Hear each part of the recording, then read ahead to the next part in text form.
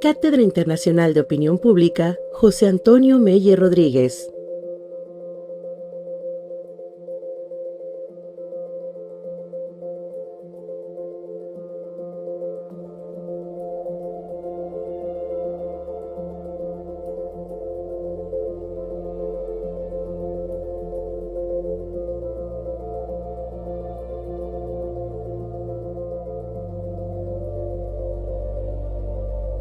Conferencias magistrales.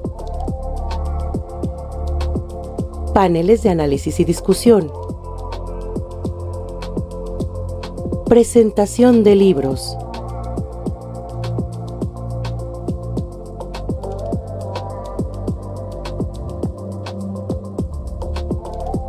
Cátedra Internacional de Opinión Pública, José Antonio Meyer Rodríguez, presenta.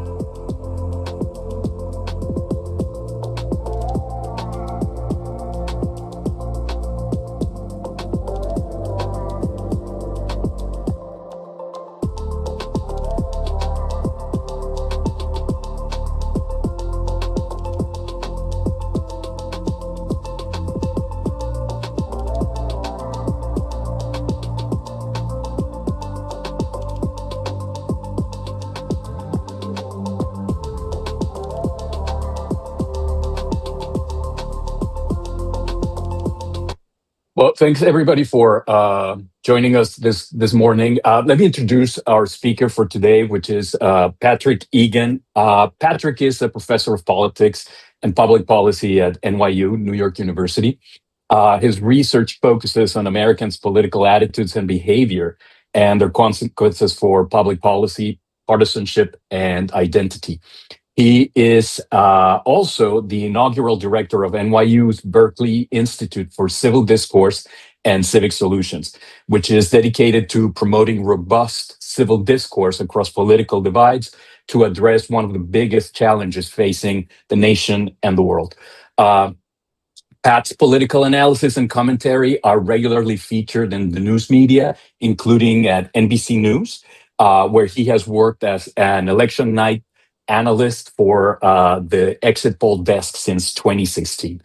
So Pat, I think with that resume, we are incredibly happy to have you share some of your insights, your knowledge about these midterm elections. I don't think I'm speaking out of turn by saying that perhaps these are not your very typical elections. So there's much to discuss, there's much to understand, and I think there's a lot of nuance that we will benefit from your study of elections, your experience with the analysis that you do regularly, and above all with your perspective, which I've always found enlightening, enriching. So I really think that the Cátedra Internacional de Opinión Pública will benefit much from it. So, without further ado, I'll let you start the talk, and then we'll go for a Q&A session afterwards. Terrific, Marco and everybody. It's so nice to be here. I'm really honored to be asked to discuss American politics with an international audience. And one thing that I hope I will do is provide just enough detail and background so that I fill in the blanks if folks are unfamiliar with the intricacies of the U.S. political system, which can be very complicated.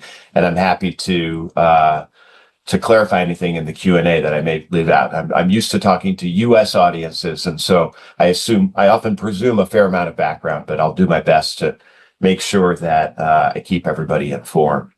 And yes, it's really great to be here, and I'm going to share my screen and get started here.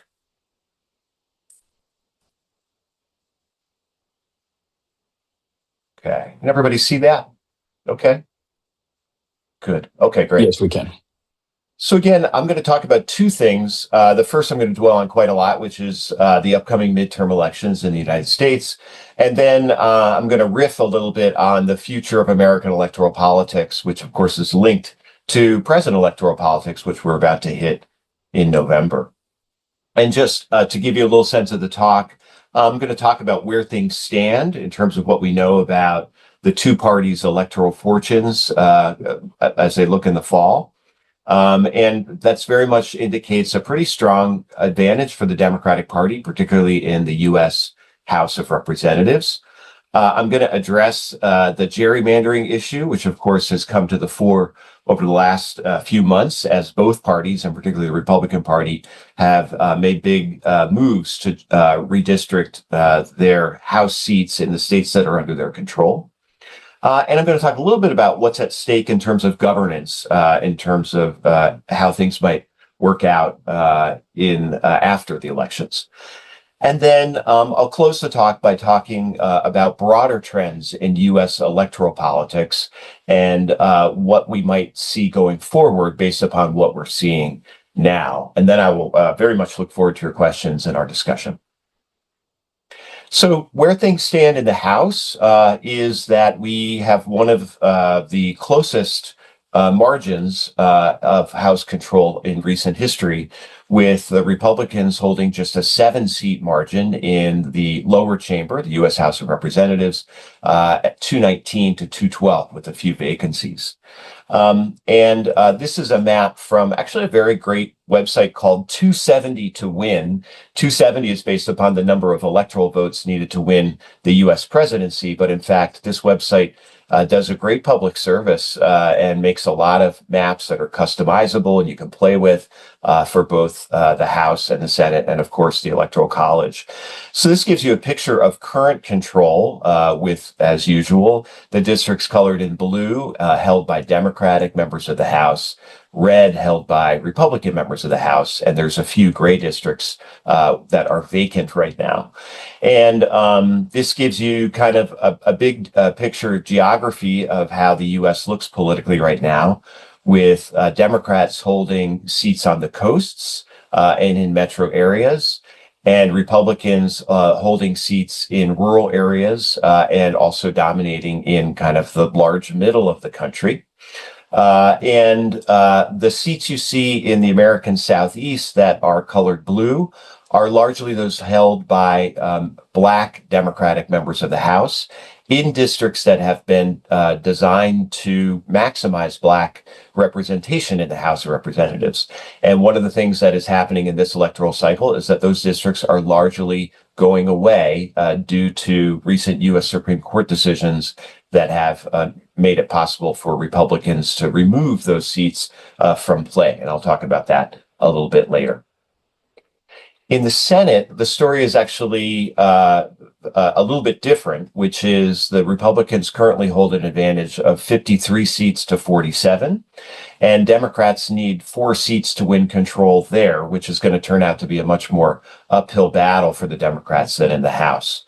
This is what the Senate map looks like right now, again, from 270 to Win. The states that are colored solid blue are where both of the U.S. senators are Democrats. As a reminder, in the U.S., each of the 50 states gets 2 senators, and they are elected in staggered terms. So this year, about a third of the Senate seats will be up for election, and I'll talk about those seats shortly. But as you can see, one of the really striking things here is that in most states, both members of the Senate come from the same party, as indicated by the solid red and solid blue states. The states that are multicolored with the zigzags, and that's only, I'm counting them, it looks like 4, actually really only 2 if you're really counting it, and that's Wisconsin and Pennsylvania. Those are the only 2 states that are represented by senators from opposing parties. Vermont and Maine are colored. I guess Maine would be the third. Maine is colored kind of odd because there's an independent senator who operates with the Democrats. So really, the way to think about this is of all 50 states, there's only 3 where senators either are members of or caucus with opposing parties. And that really tells you a lot about the state of American political polarization right now, which is that there's just not a lot of votes or senators or anybody in the middle. And this is one of those, this demonstrates that quite clearly. So, as I said a minute ago, in the House, really all indicators right now are that Democrats will likely wrest control from the Republican Party, which we also call the GOP in the United States. GOP stands for Grand Old Party, and that's a moniker that the Republicans have held for quite a while. So in recent years, the party holding the White House, and of course that's the Republicans right now under Donald Trump, have lost House seats in midterm elections. And here's a picture of that over the last midterm and presidential elections since World War II in the United States. And basically what is graphed here is the change in House seats for the party holding the White House when the election happened. The bars in orange are midterm elections, and the bars in green are presidential elections. And what you can see, particularly in recent years, is that it is not uncommon for the party holding the White House to lose a lot of seats in midterm elections. And that's in part because we have this really kind of seesaw political atmosphere in the United States right now, where one party wins the White House. They often win control of both legislative chambers when they do. They enact a lot of legislation that moves policy in a heavily left or rightward direction. And the electorate responds by course correcting and electing a lot of seats, members to Congress of the opposing party. And so that's certainly what you've seen over the last 5 midterm elections. In all 5 of the midterm elections, the presidential party has lost seats in the House. And so that's just for starters. That's one reason why we would expect the Republican Party to lose seats in this year's midterm elections. Another thing is that the House vote is pretty well predicted by presidential approval, and Trump's presidential approval rating is quite low. And this is a graph that I actually just put together. I was really curious to see what the record was, again, looking at House elections since World War II in the United States. On the x-axis is the presidential approval rating of the incumbent president in each of those years in the fall of the election year. On the y-axis is the share of the House popular vote, aggregated across all 435 districts for the incumbent president's party. And what you see is really 2 strikingly different eras in U.S. House elections that have existed since World War II. Really, before 1994, the Democrats enjoyed almost complete control of the House of Representatives for nearly every cycle since World War II.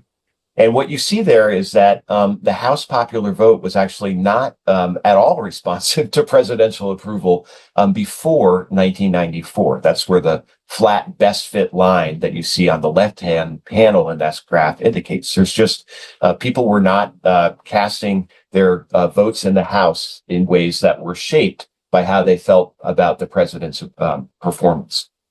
That, of course, has dramatically shifted, as you can see in the right-hand panel here, which is all of the House elections since 1994. And there you see a strikingly strong relationship between presidential approval and how well the president's party does in House elections. And when the president is not doing well, neither does his party. And when the president is doing well, his party tends to do pretty well. What happened in 1994? Well, that is the year of what we call the Republican Revolution, spearheaded by Republican Newt Gingrich, who became Speaker of the House after the 1994 presidential elections, in which the GOP captured a huge number of seats, wrested control from the Democrats in the House, and proceeded to pursue a quite sharp agenda that opposed Democrat President Clinton. And really, I think in many ways, 1994 is a turning point for polarization in the United States, in part reflected in the Republicans' performance in House elections and how they proceeded to govern in the House going forward. So really, from there on out, as you can see here, you see a big connection between how the president is perceived by the public and how his party does in the House. And right now, that does not look very good for the Republicans. So most estimates of Trump's approval are around 38% right now. Again, we'll see what they look like in September or October. But it's hard to imagine his approval rating getting much higher than that. And if we were just doing a bare bones prediction of where that would lead things, it would mean that Republicans would get something like 47% of the House popular vote, which by all estimations, and even with the gerrymandering advantages that they've put together, which I'll talk about shortly, that's not enough for the Republicans to keep control of the House. So this is another strong indicator that the Democrats are likely to have a pretty good year. One more indication of that is when we look at how Democrats do in so-called special elections that happen that have happened since Trump took office at the beginning of 2025 and today. In the United States, special elections happen all of the time where there's a vacancy in some legislative seat, either in Congress or much more frequently in one of the state legislatures. All of our 50 states have the same kind of structure where there is both a lower and upper chamber of the state legislature, and those seats are often vacant for one reason or another, and we hold special elections to fill those seats. Those special elections and comparing the performance of the two parties in these special elections against how the parties did in the most recent presidential election give you a little bit of a sense of how the two parties are doing in between big national elections. And in this case, the 2020, the record so far for the Democratic Party with regard to these special elections has been tremendous overperformance compared to Harris's result in the 2024 presidential election. And this is just a picture of what that looks like. What you see here are all of the special elections since January of 2025, Trump's inauguration. And in each of these cases, the elections are marked with abbreviations indicating the state in which these special elections took place. And thanks to, again, data gurus that are out there on the internet, you can actually just look at the extent to which each of these elections indicate Democratic over or underperformance compared to the 2024 result. And right now is what you see is a pretty steady story that Democrats are overperforming Harris's result by something like 13 percentage points, which is really huge. And that's been pretty consistent over this entire 18-month period since January of 2025. And so what does that mean with regard to past results? Well, it actually looks quite a lot like the blue wave in 2018, the last time Trump was in office, and the Democrats were opposing him in the midterm elections, and they in fact wrested control of the House in 2018, back from the Republicans in 2018. And sure enough, the special election record in leading up to 2018 was very, very similar. If anything, the Democrats were performing a little bit less strongly in 2018 than they have so far in this particular cycle, with a mean overperformance of 12 percentage points back in that cycle. And just to show you that this is not just a Democratic thing, the last time the Republicans wrested control of the House during a Democratic presidency was in the 2022 midterm elections. And that was a year where Republicans were also overperforming in special elections that took place between 2021 and November of 2022. So again, the special election record is a good, if imperfect, harbinger of how the two parties are going to do in the midterm elections. But this is one where, once again, the Democrats are looking particularly strong, and signs point to a Democratic strong performance this fall. So you might be asking, what about gerrymandering? Gerrymandering is a wonderful political term that we've come up with in the United States that I think we've exported around the world as other polities, unfortunately, have adopted this practice. Gerrymandering is the drawing of political districts in ways that advantage your party at the expense of the other party. And typically, gerrymandered districts have the characteristic of looking like geography that makes absolutely no sense from a representation standpoint, but makes all kinds of sense in terms of maximizing the number of seats that your party is going to gain from an electoral map. So, there's always been an imperfect relationship between the share of the House popular vote and the share of House seats garnered by the two parties. And so that's what gerrymandering does, is that it tends to distort that relationship. And in fact, for much of the post-war era, this distortion really heavily favored the Democrats. It's also, to be clear, that in recent years, the gap has become much smaller. And so this is a nice picture using data from the Brookings Institution that compares the House two-party House popular vote for the Republican Party, that's what's on the y-axis, against the share of of House seats won by the Republican Party in the same year. And so the gap between those two percentages is a rough estimate of the extent to which the map either favors the Democrats, and those are the years where the shading is in blue, or the Republicans, the years where the shading is in red. And so, first of all, you can again see the two eras in sharp relief here, where in 1994, what had long been a big Democratic advantage in the House tips to a world where things become much more competitive after 1994. And also, it's the case that what had been a consistent Democratic gap now is something that shifts back and forth during elections and is, on the whole, much narrower than what had been the case before the Republican Revolution in 1994. And so that's just sort of to note that gerrymandering and the distortion of House seats from the House popular vote is nothing new, certainly something we've seen a lot in American history, and one that we would expect to continue to be the case. Now, the story has changed over the last 2 years because U.S. election rules now really give states nearly complete jurisdiction over how boundaries for their House districts are drawn. And this has become even more the case with a series of U.S. Supreme Court cases, one of which basically said, we're going to take ourselves out of having any jurisdiction over partisan gerrymandering. We're going to say, states, you do whatever you want. And the other thing is they've basically overturned Voting Rights Act rules that required many states to ensure the representation of Black and Latino political minorities by Black and Latino House representatives. The Supreme Court recently said that states do not have to do that anymore.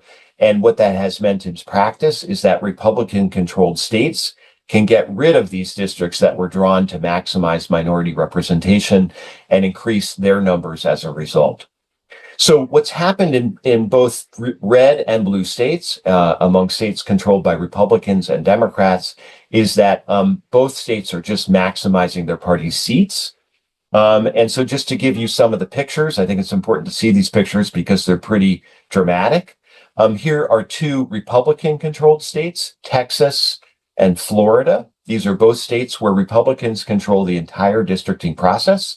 And in each of these states, the current congressional districts that will elect representatives this fall are colored on the basis of their relative strength of the two parties. Of course, red for Republican strength, blue for Democratic strength. And here you can see in both cases, the Republican Party has basically packed Democratic voters into very, very small dense urban districts where they are projected to win those seats by overwhelming majorities, and as a result have efficiently spread out Republican votes throughout the rest of states to maximize the number of seats that they are likely to win in those states this fall. Between these two states alone, Republicans have probably gained something like 9 seats in the House just by redistricting alone, and this is a big source of their gerrymandering strength this fall. Now, not to be outdone, The Democratic-controlled states have done similar things. And here the Democrats have a little bit of a harder time because while they tend to be particularly strong in urban areas, and that means to spread out Democratic votes efficiently, you basically have to make slices through big cities and then join them with more rural areas to efficiently distribute Democratic votes. And in fact, that's what you can see is certainly the case in Illinois. In the northeast corner of Illinois is the Chicago metro area where Democrats do quite well. But to spread out those Democratic votes, you have to draw these sort of spaghetti string-like districts out into the suburbs and further. And these districts, on their face make absolutely no sense from the basis of geography. In Virginia, Democrats tried to do the same thing. They are quite strong in Northern Virginia, in the District of Columbia suburbs. And again, you can see the districts that they proposed to draw that again extend way, way out from beyond the Democratic strongholds. That was actually struck down by the Virginia Supreme Court. And so these districts will not be on the map for 2026. But you can bet that in the future, Democrats in Virginia will try to do the same thing. So where does that leave things? Well, right now, the Republicans have a districting advantage that most experts estimate is worth between 2 and 4 percentage points in the House popular vote. While that is substantial and nothing to sneeze at, it probably won't be enough for them to win control of the House. And that's because in addition to all of the other stuff I've shown you already, that indicate a much stronger victory in the House popular vote than 4 percentage points for the Democrats. Current polling indicates that the Democrats enjoy something like a 6 percentage point advantage in the House. And that would be more than enough for them to win the 4 districts that they need to flip in order to win the House. So while this gerrymandering skirmish has certainly benefited the Republican Party, it is probably, at least at this point, not enough to help them win control of the House of Representatives. How about the Senate? Well, the Senate is harder to predict. So in order for the Democrats to win control of the Senate, they need to win 51 seats. And that's because if it's a tie, a 50 to 50 party tie, Republican Vice President J.D. Vance then gets to cast the deciding tie-breaking vote. That's a constitutional rule. And so that effectively gives Republicans control of the Senate in the event of a 50-50 tie.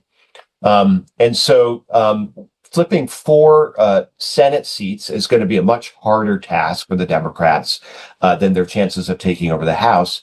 And that's in part because most of the competitive Senate races, those places where Democrats have a chance of winning, are in states that Trump won just 2 years ago. And so again, here is another nice map from the 270 to Win website, where this reflects expert consensus on the states where Democrats and Republicans are doing well in advance of the this year's Senate elections. The states colored in light blue are those where Democrats are thought to be leaning ahead. Those in pink are those places where Republicans are thought to be leaning ahead. And the solid blue and solid red are those states that are not competitive this fall. The gray states are where there are no elections happening at all. And again, that just to remind you that in many states, there will be no Senate election because of the staggered terms that have been set up by the U.S. Constitution.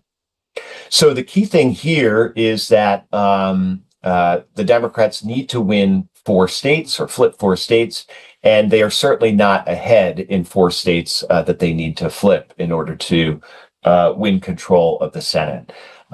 What you see here are a number of states that the Democrats hope to flip. Ohio and Maine are probably the 2 chief states that they hope to flip, in addition to North Carolina, where they're actually pretty well ahead. And then in Michigan is also going to be a competitive Senate race. All of those states were won by Trump 2 years ago, except for Maine.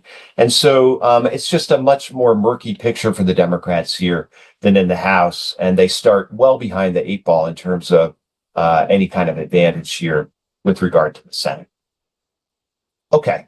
I want to talk briefly about what's at stake with regard to governance. And this is a larger conversation that I'm happy to flesh out more when we talk in the Q&A. But I think it's helpful to think about how the U.S. constitutional system works and what that means with regard to a Democratic House victory and the potential of a Democratic Senate victory. So if the Democrats win the House, I think there's two big implications for governance. The first is that basically they can block virtually all Republican legislation from being enacted. The Republicans have generally enacted legislation, Trump's legislation, on very narrow party line votes in the House and the Senate. And if the Democrats win back the House, that's effectively done. So we can expect the Democrats to block all but any bipartisan efforts to enact legislation. And that means that all of the most ambitious legislation that the Republicans might hope to accomplish will not happen if the Democrats take over the House. The other thing is that the House has quite strong investigative powers by dint of the U.S. Constitution, and that includes subpoena power, the ability to call forward any witnesses to testify in the House about a wide range of things, particularly government operations. And so what we can expect to happen if the Democrats take over the House is immediately a series of investigations into the Trump administration about a number of different activities that the Trump administration has undertaken that the Democrats have strongly opposed. And I think first and foremost will be investigations into corruption by the Trump administration, and also very likely immigration and immigration enforcement here in the U.S., which has been sharply politically polarizing and has been troubling to a lot of Democrats and, in fact, Republicans as well. If the Democrats win the Senate, the two things that happen there, in addition to that they gain in addition to winning the House, is that they can slow down or even completely block Trump's efforts to appoint conservative judges to the federal bench. And that's a big, big thing. So here in the U.S., all federal judges are appointed for life. Those appointments require the nomination of the president and then majority approval by the Senate in order for those judges to be appointed. Trump and the Republican-controlled Senate have been very, very efficient at appointing Republican judges to the district courts, the appeals courts, and they will continue to do so if the Republicans maintain control of the Senate. And that can be the case even if they maintain control by a 50-50 margin. In addition, if the Democrats take over the Senate, they can make it very difficult for Trump's nominees for cabinet and other executive branch positions to be approved. Now, in practice, what will happen is that it's likely that the Trump administration will just appoint a series of acting cabinet secretaries and other positions. That's certainly what they've been doing so far. But again, I think you would see a fair amount of blockage of executive branch activities should the Democrats control the Senate.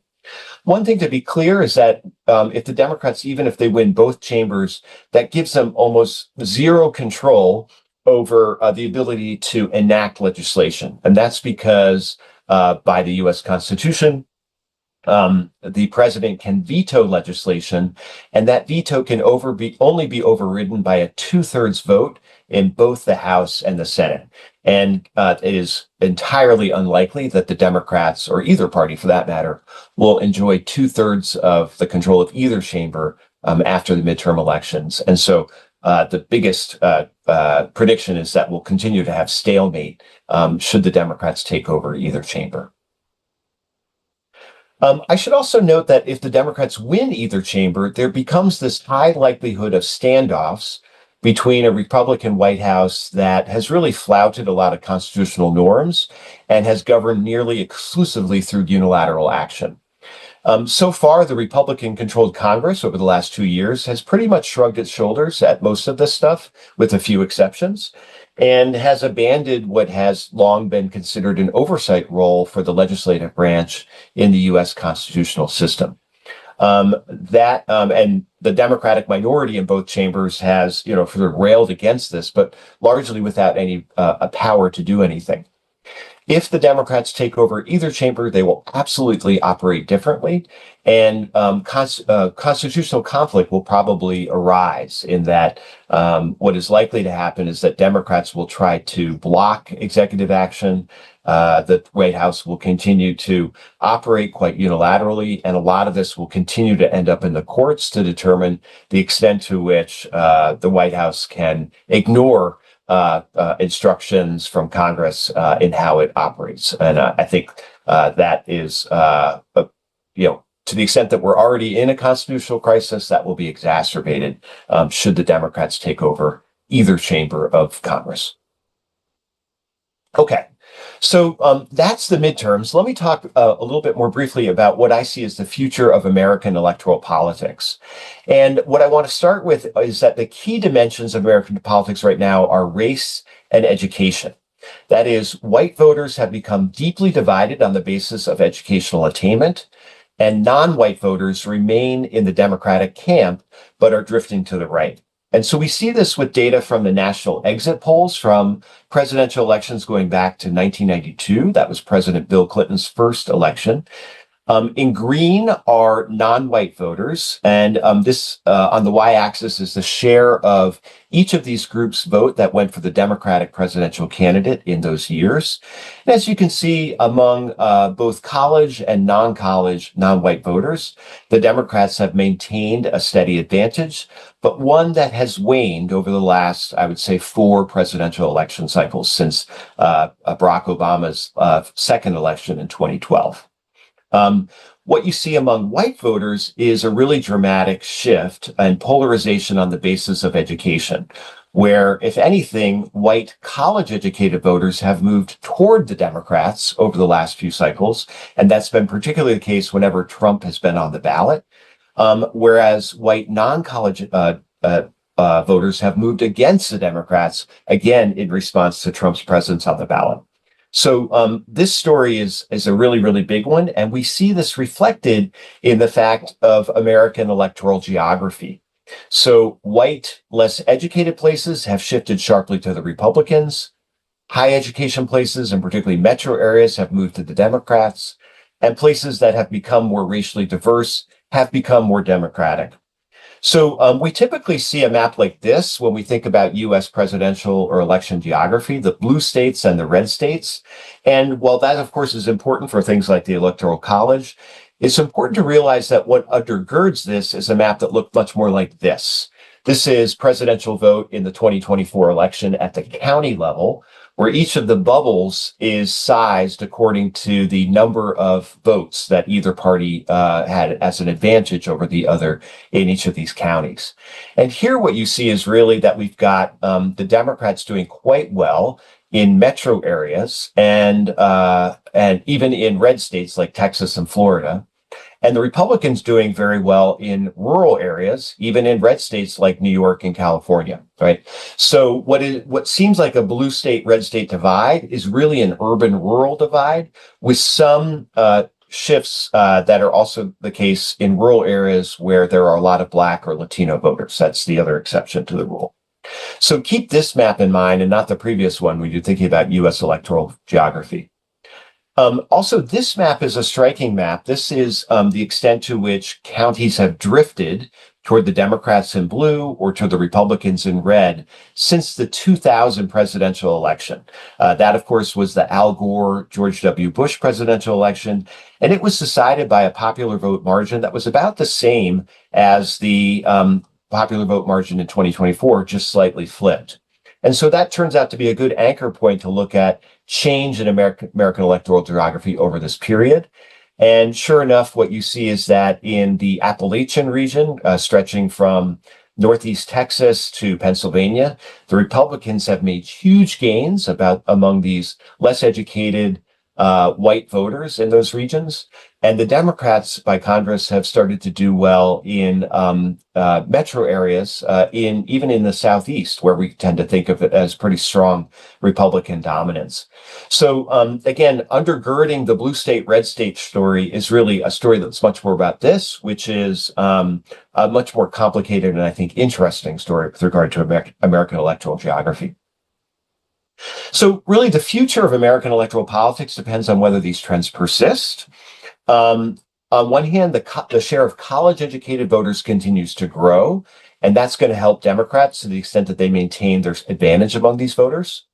The share of non-white voters is also growing in the U.S., and that helps Democrats too, although this advantage is shrinking, as we've seen over the last few electoral cycles. One difficulty for the Democrats is that there is a growing disaffection with the party among Americans. And so if we look at party identification in another set of data from the Cooperative Election Study, which has been in the field every election since 2006, you can see that the Republicans have caught up to the Democrats in terms of party affiliation over the last 15 years. And that the share of Americans identifying as independent has grown over this time from around 10% to nearly 20%. That is particularly the case among the youngest voters, where the Democrats have long enjoyed an advantage among young voters. But what's happening among those young voters is that they are increasingly identifying as independents. So this is party ID among Americans 25 and under over that same period. And here you see both parties, but particularly the Democrats, losing favor with younger voters, although they maintain a strong advantage of the Republican Party. But what's really happening here that's most striking is the growth of independent affiliation among younger voters over the same period. And that's come mostly at the expense of Democrats. And I think that bodes poorly for the Democrats' fortunes if this continues to take place over the next electoral cycles. So I'm going to stop there and happy to answer questions and flesh out more of what I've said here. But I hope it's been helpful and interesting, and eager to hear what you think. Perfect. Thanks, Pat. I think we have we're still collecting some of the questions that we had, but let me maybe engage this a little bit more in a conversation, trying to get your takes on some interesting things, right? The typical case, you and I are political scientists. The typical standard model for midterm elections has been based on presidential approval and perceptions about the state of the economy, right? Would you still think that those are driving forces right now, or are they is the power of those two variables as explanatory of the outcome of the election, are they getting diluted by maybe other things like other specific issues that you discussed a little bit, or all of these structural factors with I believe you call it the gerrymandering skirmish, and so on and so forth. So, is it still relevant to think of presidential approval and the economy, or should we be thinking about other things? Yeah, that's great question. I think the economy may matter less than it has in the past, in part because, and as you know, Marco, so many people view the economy through a partisan lens, right? So when there's a Republican president, you see Republicans saying that the economy is doing great, and then when a Democrat is elected, immediately that shifts, and vice versa. Nevertheless, I do think that presidential approval remains a really strong predictor of how people are thinking about how they're voting in the House, and perhaps even more to the case, how they're thinking about whether to show up to vote at all, right? So one thing that we're seeing, and this is the case in these special elections, is that basically Democrats are turning out because they're so frustrated, angry, enraged about the performance of President Trump. And also, I think a lot of Republican voters are kind of deflated by some of the aspects of the Trump administration, particularly the economy. And so I think these things still matter. I think there are probably fewer voters than before who are truly up for grabs in any particular election, whether it's a presidential election or a House election. But what we've seen over the last few cycles is that these fundamentals are still important movers of electoral fortunes in midterm elections. And my sense is that that will be the case this year as well. All right. Thanks. Thanks, but I think that was super illustrative. So let me touch on one last point that you made, because I think it might be helpful for the broader audience, and especially because the independent phenomenon, like the independent growth phenomenon, is happening in different spaces, right? So if there are, so you look at the news at any given time, and it's this picture of polarization, right? I mean, it's sort of like almost ironclad coalitions that don't talk to each other and that actually, get confronted. But at the same time, we're seeing this middle ground that, people are not identifying with them. And they actually might be leaning one way or another. So how should we think about electoral elasticity, if you will, for these independents in this context of really strong polarization in the country? Great. Yeah, I love that question. So I think there's a couple of ways to think about this. So one is that Americans as a whole, and particularly younger Americans, are disaffected with all kinds of institutions. Political parties is at the top of the list, but that's also true for media. It's true for anything government. It's true for religious institutions. It's increasingly true for even science, I'm sorry to say. And so this is a disaffected group, and it's particularly the case for young people. And a lot of these young people, as I showed you in that final graph, are people who perhaps in other years we would have thought would be affiliated with the Democratic Party. A lot of these young people are young voters of color, who Democrats have traditionally done quite well with, and they are finding the Democratic Party to be not attractive to them for a variety of reasons. The big question, and I don't think we really know the answer to this, Marco, is the extent to which those voters can be pulled in by the Republican Party, particularly a Republican Party that I'd say has not done very well at translating the gains it made among voters of color in 2024. Since then, they have done very little to continue to build that coalition, and a lot of their policies arguably are against the interests of voters in that coalition. And so I think the Democrats have a problem of mobilizing these voters, and a lot of those folks will certainly not show up to vote in the midterm elections. The big question going forward is, will they vote even in presidential elections, depending on who's on the ballot? Okay. No, that's a great question. Thanks. And I think we have a question. Ricardo de la Peña was asking a question, but I don't know, Renee, if you want to go first, and then we ask Ricardo's question. Sure, more than happy to go next. Thank you for this very interesting presentation, Pat. One theme I found particularly interesting was your discussion of which traditional predictors and patterns continue to hold and which may be changing in today's political environment. That got me thinking about the measurement side of the equation, in particular election polls. Survey response rates have declined substantially over time, as we all know, yet many of our most important indicators, including presidential approval, come from surveys. So in your opinion, your view, to what extent do you see that as an issue for what we're trying to understand here from the electorate? To what extent do you worry that changes in who responds to surveys could affect how we interpret trends in public opinion and their relation to election outcomes? Yeah, it's a great question.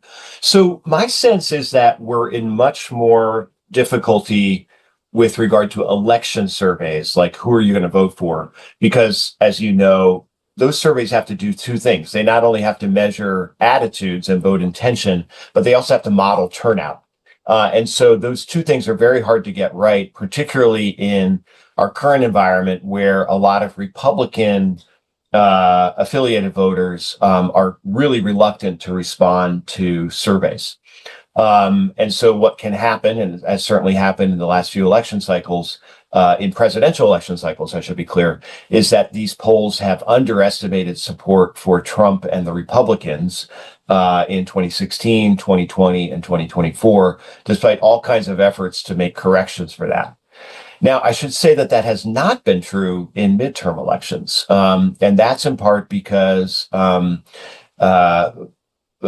elections, voter turnout is heavily weighted toward people who are particularly engaged and interested in politics, and people who are habitual voters, who tend to be people who are more highly educated, and that's a Democratic base more and more going forward.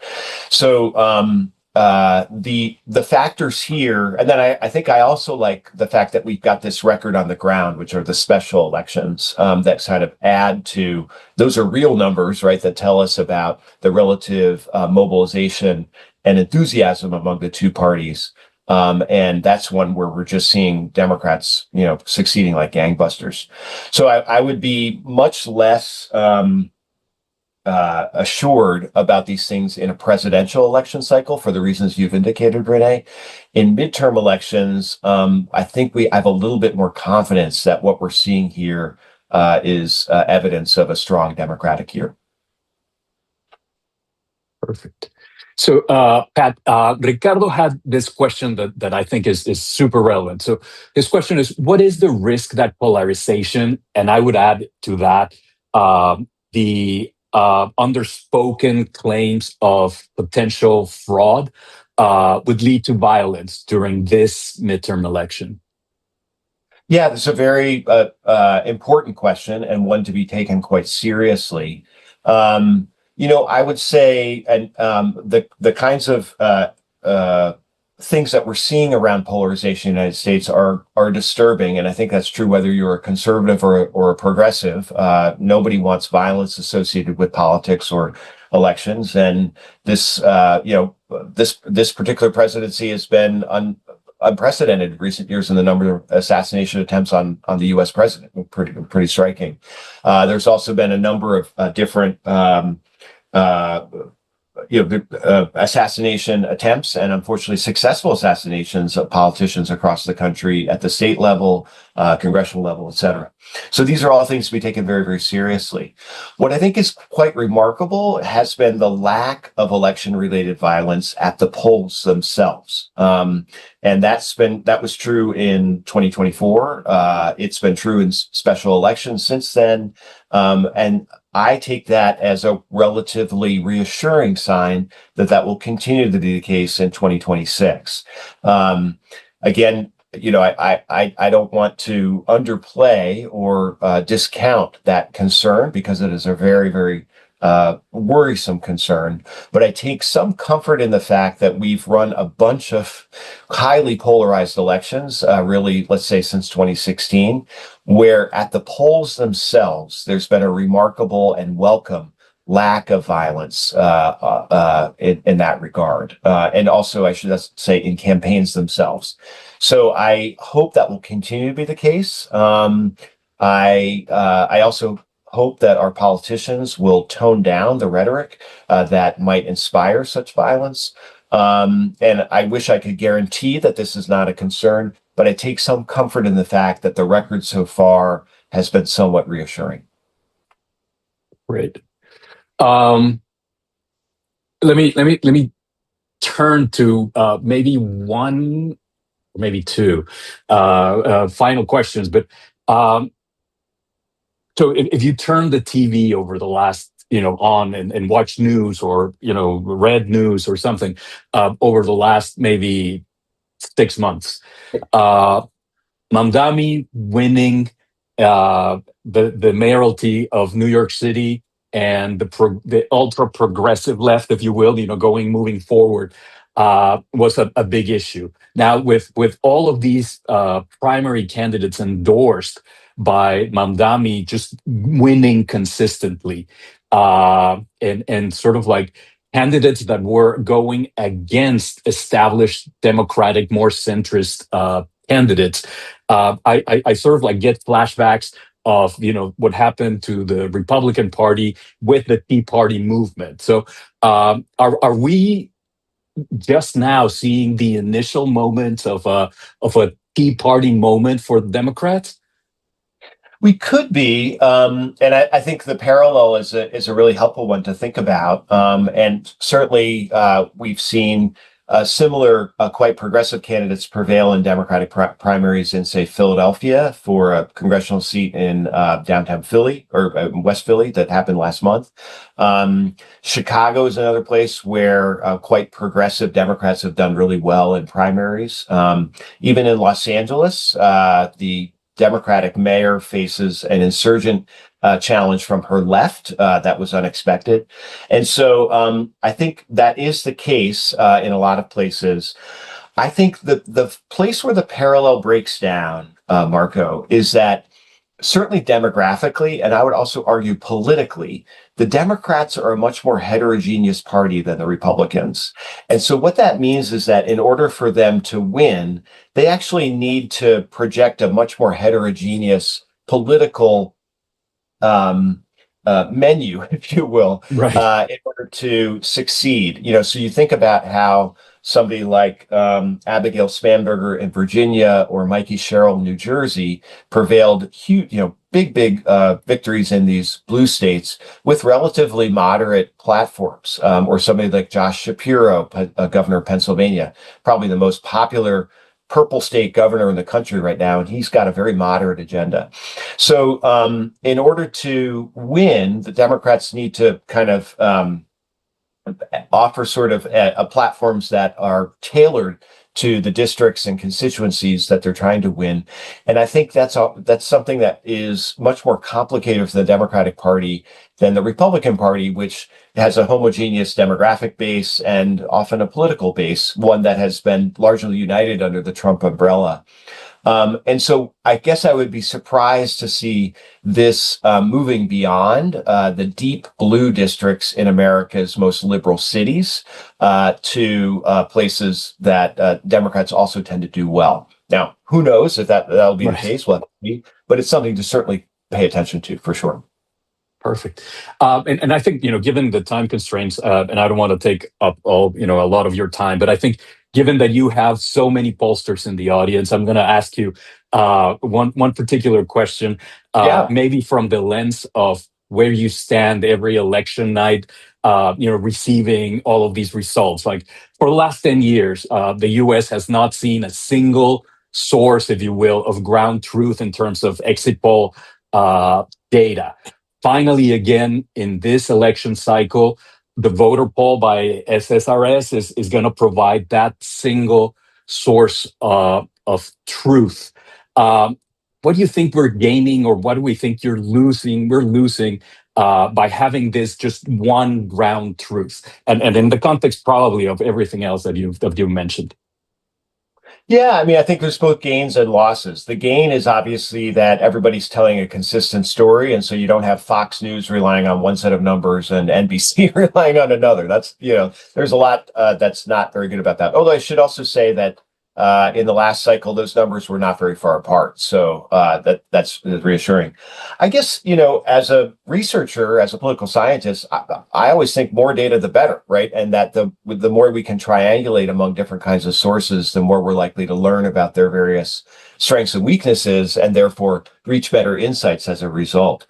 So you guys know better than me that the polling and survey research is just completely overturned by everything that's happening right now on all angles. And what I'm really hoping for, and I know you all agree, is that this ends up being a good, high quality effort and one that all of us who work in the media on election night are using in a smart, articulate way to help voters understand what's actually happening. Perfect. Thank you. And then to that end, let me just make a very quick commercial that here from René. NORC, in addition to the voter poll, is going to have the Civics, Health, and Elections Project as a huge effort to understand why all of these behaviors are happening throughout. So I don't know, René, if you want to add anything more about that, but or other questions. We're at the 10 a.m. mark in Mexico City and noon in New York time. So I don't want to take up too much, but René. Yeah, thanks for the mention, Marco. Yes, I think there is interest from a lot of journalists, researchers, academia, and so forth to understand what math motivated voters to vote the way they'll do. So this most recent project from NORC is precisely designed to help answer some of those questions. Information will be available for free, essentially, and it's a non-partisan effort to better understand the electorate. So thanks for the mention, Marco. Of course. Well, I don't think we have any more questions going around here. So I think, Pat, as always, it is a pleasure to talk politics with you. Always. To start with, and we really appreciate you taking the time to share all of this very detailed knowledge and put so many things in context that I think will be super beneficial for our audience that is right now watching your talk, but also for people that will later come around and watch a recording. So thank you so much. We really appreciate it, and I guess we'll see each other in New York pretty soon.